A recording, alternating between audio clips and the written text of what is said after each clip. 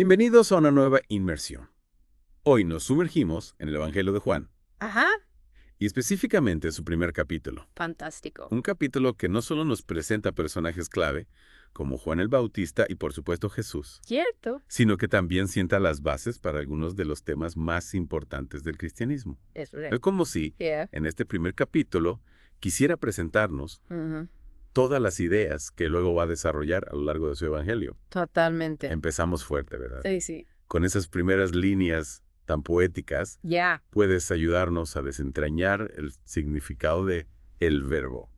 En el principio era el verbo y el verbo era con Dios y el verbo era Dios. ¡Wow! Ahí es nada, ¿no? No, desde luego que no. O sea, Es una declaración potente. Juan nos está presentando un concepto complejo y fascinante Sí. con la idea de que Jesús, Ajá. el verbo, existía antes de la creación en unidad con Dios y que es en esencia divino. Es una idea que da mucho que pensar, ¿verdad? Mucho. ¿Qué implicaciones tiene que el verbo se haga carne? Pues mira, esa es la clave. Sí. El Evangelio de Juan nos está diciendo Ajá. que Dios, a través de Jesús, se hace accesible a la humanidad. Qué fuerte. Ya no es una entidad abstracta Ya. inaccesible, sino que se encarna en un ser humano, En Jesús. en Jesús. Es revolucionario. Es una idea Sí. radicalmente nueva. Y justo después de esta introducción tan potente, aparece Juan el Bautista. Sí. Una voz que clama en el desierto. Exacto. ¿Cuál es su papel en todo esto? Pues Juan el Bautista es como un heraldo, un precursor Ah, que anuncia la llegada de algo mucho más grande que él mismo. Su mensaje principal es Ujú. que él no es el Mesías, sino que está preparando el camino para alguien que está por venir. Y lo hace con una humildad asombrosa, Impresionante. diciendo que ni siquiera es digno de desatar las sandalias de Jesús. Exacto. Juan desvía toda la atención hacia Jesús, generando expectación y anticipación. Imagina a la gente de la época esperando la llegada del Mesías. Claro. Y aparece Juan diciendo, no solo que no es él, sino que además el que viene es infinitamente superior. Debió ser un momento impactante. Sí. Y esa expectación nos lleva al bautismo de Jesús, un evento cargado de simbolismo. Sin duda, la imagen del Espíritu Santo descendiendo en forma de paloma sobre Jesús ¿Qué? es fundamental. Es una confirmación visual de su divinidad y marca inicio de su ministerio público. Sí, como si el cielo se abriera y Dios mismo señalara a Jesús diciendo, este es mi hijo, escúchenlo. Totalmente de acuerdo. Wow, y realmente lo pintas con una imagen potente. Es que es una imagen muy potente. Y es en ese momento, después del bautismo, cuando Juan el Bautista presenta a Jesús con una frase que seguramente a muchos les sonará, Sí. que el Cordero de Dios que quita el pecado del mundo. Uf, qué frase, ¿eh? Cordero de Dios. Claro. Tiene un significado profundo, ¿verdad? Profundo. Para los judíos de la época. Ya. El cordero estaba relacionado con los sacrificios del Antiguo Testamento, con la idea de expiación por los pecados. Al llamar a Jesús Cordero de Dios, Juan está prefigurando el sacrificio que Jesús hará por la humanidad. Es una imagen que conecta el pasado con el futuro, ¿no? Totalmente. Y a partir de este momento, la historia cobra un nuevo impulso. Vemos cómo Jesús comienza a llamar a sus primeros discípulos, empezando por Andrés y Simón Pedro. Es interesante ver cómo cada uno reacciona de manera diferente ante la llamada de Jesús. ¿Sí? Andrés, por ejemplo, cree de inmediato ¿Sí? y se lo cuenta a su hermano Simón. Mientras que Natanael al principio se muestra bastante escéptico. De Nazaret puede salir algo bueno. Sí, Debe ser con incredulidad. Claro, esa reacción de Natanael nos resulta familiar, ¿verdad? Hombre. Todos tenemos prejuicios y a veces nos cuesta creer que algo bueno Claro. pueda provenir de lugares o personas que no esperamos. Es que es humano. Es cierto. Y precisamente esa actitud inicial de Natanael hace que su encuentro con Jesús sea aún más interesante. ¿Puedes contarnos un poco más sobre este encuentro? Pues mira, Jesús ve a Natanael bajo la higuera. Anda. Incluso antes de que Felipe lo llame y lo describe como un verdadero israelita en el cual no hay engaño. Es decir, Jesús ya conoce a Natanael. Qué fuerte. Sabe quién es realmente. No me extraña que Natanael cambie de opinión tan rápidamente. Este conocimiento sobrenatural de Jesús Sí. es lo que lleva a Natanael a hacer una confesión de fe. A ver. Rabí, tú eres el Hijo de Dios. Tú eres el Rey de Israel.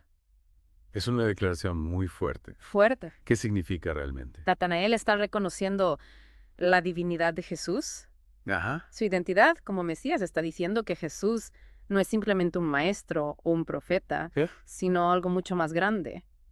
Y ante esta confesión de fe, Jesús promete a Natanael, cosas mayores que estas verás. Exacto. Le habla de ver el cielo abierto y los ángeles de Dios que suben y descienden sobre el Hijo del Hombre. Increíble. Es una promesa que apunta a una realidad espiritual que trasciende Sí. lo que podemos ver y tocar. Es una imagen que nos deja con ganas de saber más, ¿verdad? ¿Qué son esas cosas mayores que Jesús promete? Esa es una buena pregunta. Sí. Y creo que es aquí donde termina la primera parte de nuestro viaje por el capítulo 1 del Evangelio de Juan.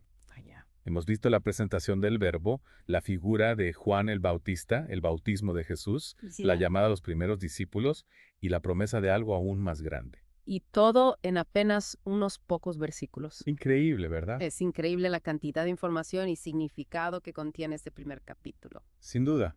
Pero aún queda mucho por explorar. Exacto.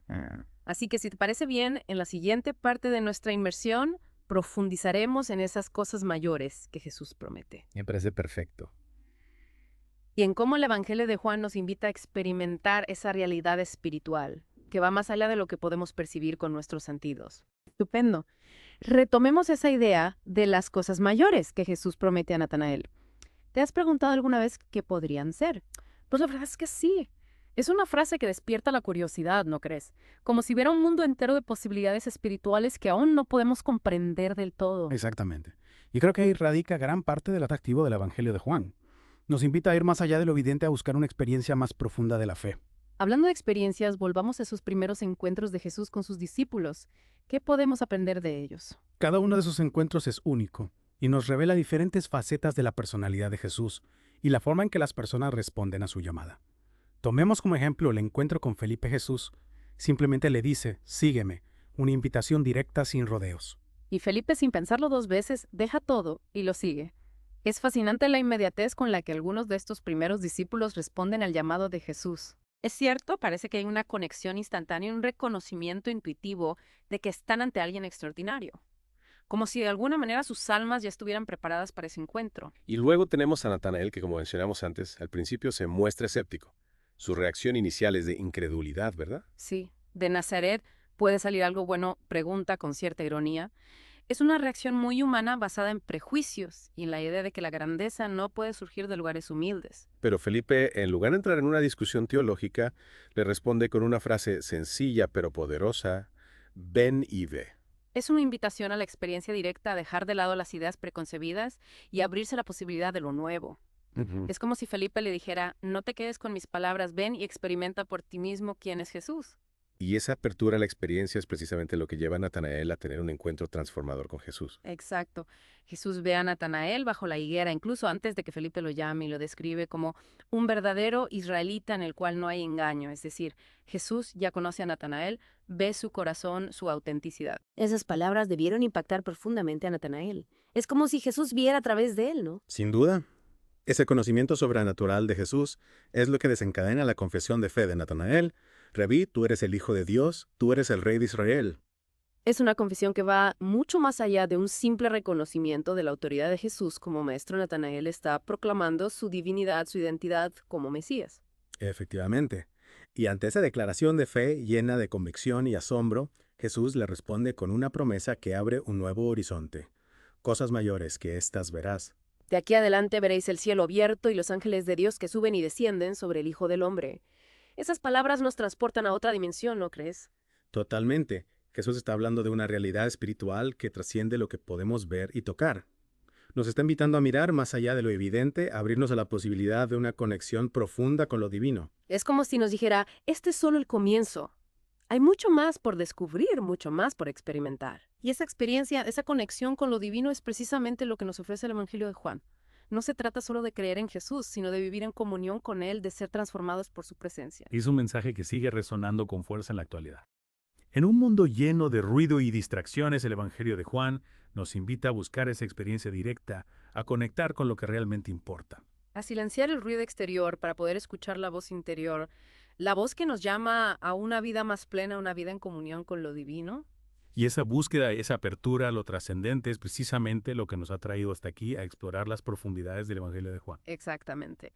Y en ese proceso de exploración descubrimos este evangelio no es simplemente un relato del pasado, sino una palabra viva que sigue iluminando nuestro presente. Una palabra que nos invita a mirar con nuevos ojos, a descubrir la presencia de lo divino en lo cotidiano y a vivir una vida transformada por el encuentro con Jesús. Y por supuesto, a seguir explorando esas cosas mayores que Jesús nos promete. Es cierto, aún nos queda mucho por desentrañar en este fascinante viaje. ¿Qué te parece si en la siguiente parte del programa recapitulamos los puntos clave que hemos visto hasta ahora y reflexionamos sobre cómo este primer capítulo del Evangelio de Juan puede ayudarnos a comprender mejor nuestra propia experiencia de fe? Me parece una excelente idea. Bueno, pues ya estamos en la última parte de nuestra inmersión en el primer capítulo del Evangelio de Juan. Se nos ha pasado volando, ¿verdad? Ha sido un viaje intenso, Sí, sí, lleno de significado, pero yo creo que ha merecido la pena. totalmente. ¿Te parece si recapitulamos un poco lo que hemos visto hasta ahora? Venga, vamos a ello.